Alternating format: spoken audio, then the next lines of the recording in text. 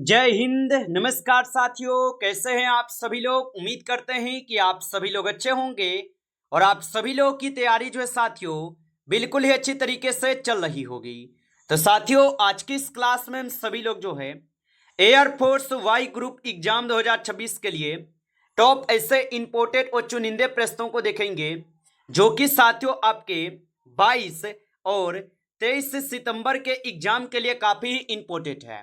तो आप जो इस क्लास को बिल्कुल अच्छी तरीके से लास्ट तक देखिएगा और इस क्लास में दिए जाने वाले इन सभी क्वेश्चनों को आप अच्छी तरीके से जरूर याद कर लीजिएगा, जिससे कि आप जो अपने एग्जाम में सभी क्वेश्चनों को आसानी तरीके से बना पाएंगे।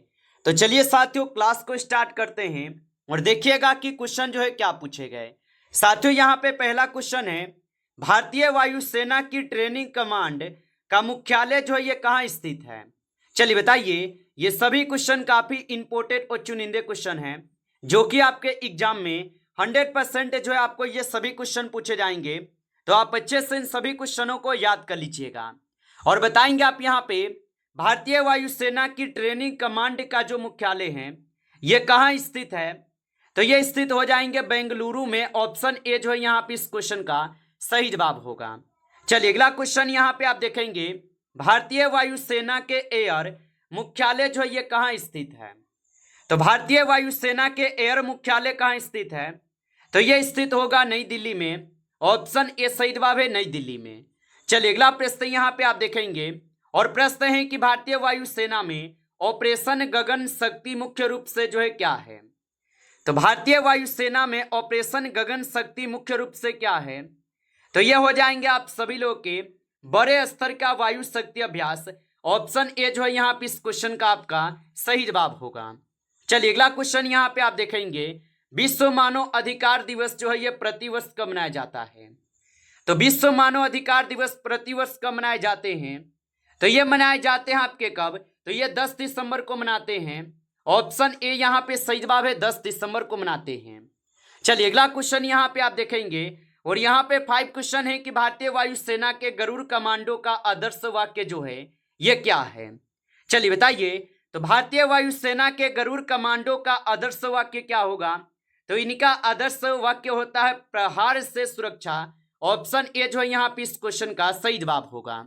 चलिए अगला क्वेश्चन यहाँ पे आप देखेंगे 6 नंबर, भारतीय संविधान के किस अनुच्छेद में भारत के निर्वाचन आयोग का प्रावधान है।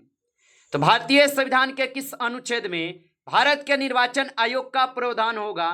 तो ये आपके अनुच्छेद 324 में है। ऑप्शन ए करेंगे आप सही जवाब, अनुच्छेद 324 में है। अगला क्वेश्चन यहाँ पे दिए गए क्वेश्चन है कि 1857 के विद्रोह में कानपुर का नेतृत्व जो है किसने किया था। तो 1857 के विद्रोह में कानपुर का नेतृत्व किसने किया था। तो इनका नेतृत्व किए थे नाना साहब। ऑप्शन ए जो है यहाँ पे सही जवाब है, नाना साहेब होगा। चलिए अगला क्वेश्चन यहाँ पे आप देखेंगे 8 क्वेश्चन, भारतीय संविधान के किस अनुसूची में राज्यसभा में राज्यों के प्रतिनिधित्व का उल्लेख है। तो याद रखेंगे, भारतीय संविधान के किस अनुच्छेद में राज्यसभा में राज्यों के प्रतिनिधित्व का उल्लेख है। तो ये आपके 4थी अनुसूची में है। ऑप्शन ए यहाँ पे सही जवाब है, 4थी अनुसूची में। अगला क्वेश्चन यहाँ पे दिए गए क्वेश्चन है कि भारतीय राष्ट्रीय कांग्रेस के प्रथम मुस्लिम अध्यक्ष जो है कौन थे। तो भारतीय राष्ट्रीय कांग्रेस के प्रथम मुस्लिम अध्यक्ष कौन थे। तो इनके मुस्लिम अध्यक्ष जो है बदरुद्दीन तैयब जी थे। ऑप्शन ए जो है यहाँ पे सही जवाब है। चलिए अगला क्वेश्चन यहाँ पे आप देखेंगे और क्वेश्चन है आपसे यहाँ पे कि स्वराज पार्टी की स्थापना किसने की थी। तो याद रखेंगे कि स्वराज पार्टी की स्थापना जो है किसने की थी। तो स्वराज पार्टी की स्थापना चित्तरंजन दास एवं मोतीलाल नेहरू किए थे। ऑप्शन ए जो है यहाँ पे सही जवाब है, याद रखेंगे। चलिए अगला क्वेश्चन यहाँ पे आप देखेंगे, सविनय अवज्ञा आंदोलन की शुरुआत किस घटना से हुई थी। तो याद रखेंगे कि सविनय अवज्ञा आंदोलन की शुरुआत किस घटना से हुई। तो ये होते हैं आपके दांडी मार्च से। ऑप्शन ए सही जवाब है, दांडी मार्च से। चलिए अगला क्वेश्चन यहाँ पे देखेंगे, भारत का सबसे बड़ा ताजे पानी का मानव निर्मित जलाशय जो है कौन सा है। तो भारत का सबसे बड़ा ताजे पानी का मानव निर्मित जलाशय कौन सा है।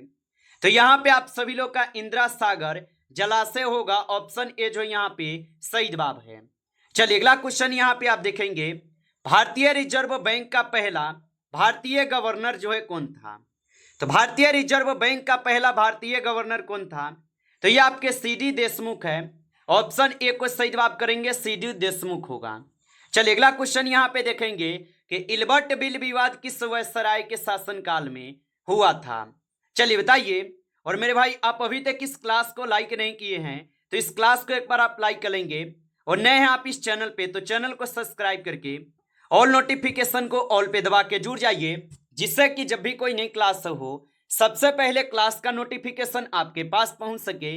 तो चैनल को सब्सक्राइब कर लीजिएगा। और बताएंगे इल्बर्ट बिल विवाद किस वायसराय के शासनकाल में हुआ था? तो ये होते हैं आपके किसके शासनकाल में? तो लॉर्ड रिपन के शासनकाल में होगा। ऑप्शन ए सही जवाब है। चलिए अगला क्वेश्चन यहाँ पे देखेंगे, भारत के राष्ट्रपति किस अनुच्छेद के अंतर्गत तीनों सेनाओं के सर्वोच्च कमांडर होते हैं? तो भारत के राष्ट्रपति किस अनुच्छेद के अंतर्गत तीनों सेनाओं के सर्वोच्च कमांडर होते हैं? तो यह अनुच्छेद आपके 53 के तहत होते हैं। ऑप्शन ए को यहाँ पे आप सही जवाब करेंगे, अनुच्छेद 53 के तहत। चलिए अगला क्वेश्चन यहाँ पे आप देखेंगे। क्वेश्चन है आपसे कि स्वदेशी आंदोलन की शुरुआत किस घटना के विरोध में हुई थी? तो याद रखेंगे स्वदेशी आंदोलन की शुरुआत किस घटना के विरोध में हुई थी? तो यह होते हैं बंगाल विभाजन 1905 में। ऑप्शन ए जो यहाँ पे सही जवाब है। चलिए अगला क्वेश्चन यहाँ पे देखेंगे, भारतीय संविधान की 8वीं अनुसूची किससे जो है संबंधित है? तो भारतीय संविधान की 8वीं अनुसूची किससे संबंधित है? तो यह संबंधित होगा मान्यता प्राप्त भाषाएं से। ऑप्शन ए को आप सही जवाब करेंगे, मान्यता प्राप्त भाषाएं से होगा। चलिए अगला क्वेश्चन यहाँ पे आप देखेंगे, राजीव गांधी खेल रत्न पुरस्कार का जो है वर्तमान नाम क्या है? तो राजीव गांधी खेल रत्न पुरस्कार का वर्तमान नाम जो है यहाँ पे क्या होगा? तो मेजर ध्यानचंद खेल रत्न पुरस्कार होगा। ऑप्शन ए को आप यहाँ पे सही जवाब करेंगे। अगला प्रश्न यहाँ पे आपसे 90 नंबर है, और 90 क्वेश्चन क्या है आपसे यहाँ पे, भारतीय संविधान की प्रस्तावना में समाजवादी और धर्मनिरपेक्ष शब्द किस संविधान संशोधन द्वारा जो है जोड़े गए हैं? तो भारतीय संविधान की प्रस्तावना में समाजवादी और धर्मनिरपेक्ष शब्द किस संविधान संशोधन द्वारा जोड़े गए? तो ये जोड़े गए हैं आपके 42वां संविधान संशोधन के द्वारा। ऑप्शन ए को आप सही जवाब करेंगे, 42वां संविधान संशोधन के द्वारा। चलिए अगला क्वेश्चन यहाँ पे आप देखेंगे 20 नंबर। क्वेश्चन है कि गद्दर पार्टी का समाचार पत्र गद्दर किस भाषा में जो है ना प्रकाशित होता था? तो गद्दर पार्टी का समाचार पत्र गद्दर किस भाषा में प्रकाशित होता था? तो यह होते थे आपके पंजाबी, उर्दू और अंग्रेजी में। ऑप्शन ए जो है यहाँ पे सही जवाब होगा। आगे देखिए अगला क्वेश्चन यहाँ पे दिए गए, भारत छोड़ो आंदोलन का प्रस्ताव किस स्थान पर जो है पारित किया गया था? तो भारत छोड़ो आंदोलन का प्रस्ताव किस स्थान पर पारित किया गया?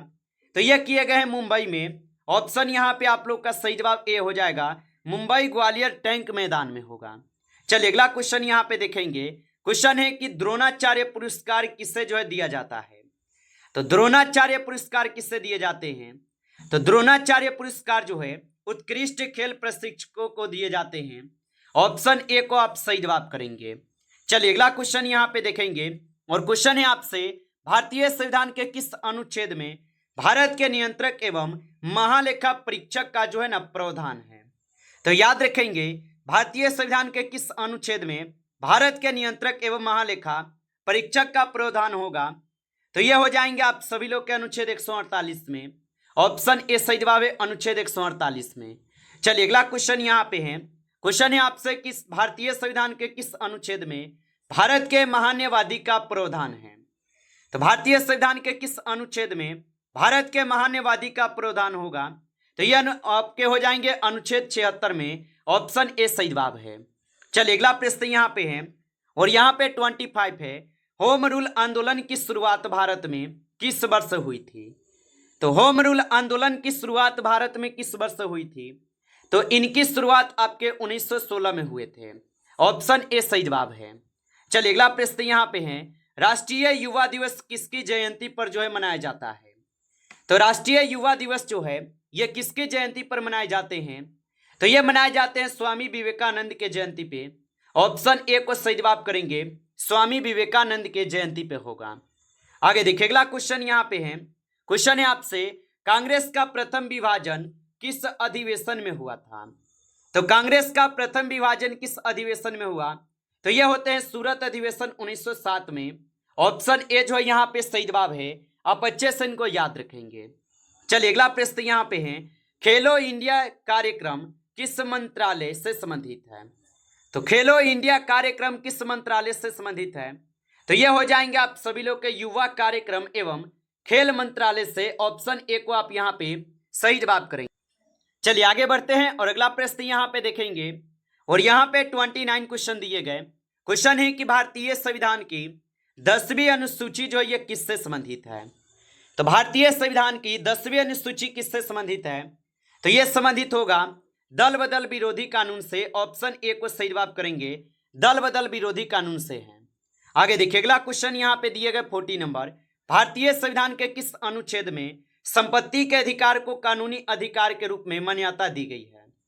तो भारतीय संविधान के किस अनुच्छेद में संपत्ति के अधिकार को कानूनी अधिकार के रूप में मान्यता दी गई? तो ये दिए गए हैं आपके किसको?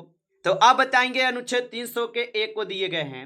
ऑप्शन ए को यहाँ पे आप जो है सही जवाब करेंगे। नमस्कार साथियों, इस क्लास में जो है टॉप आपके 40 क्वेश्चन थे जो काफी इंपॉर्टेंट क्वेश्चन थे। साथियों यदि आपको क्लास अच्छा लगा हो तो आप जो है इस क्लास को एक बार लाइक कर लेंगे और नए जुड़े हैं आप इस चैनल पे तो चैनल को भी आप सब्सक्राइब करके ऑल नोटिफिकेशन को ऑल पे दबा के जुड़ जाइए, जिससे कि जब भी कोई नई क्लास हो सबसे पहले जो है क्लास का नोटिफिकेशन आपके पास पहुंच सके। तो आप इस चैनल को सब्सक्राइब कर लीजिएगा और साथ ही साथ आप जो है अपने दोस्तों को इस क्लास को जरूर शेयर कर दीजिए जिनको इसकी क्लास की ज़रूरत हो। तो चलिए फिर मिलते हैं आपसे एक नेक्स्ट टॉपिक के साथ नेक्स्ट क्लास में। तब तक के लिए जय हिंद, जय भारत।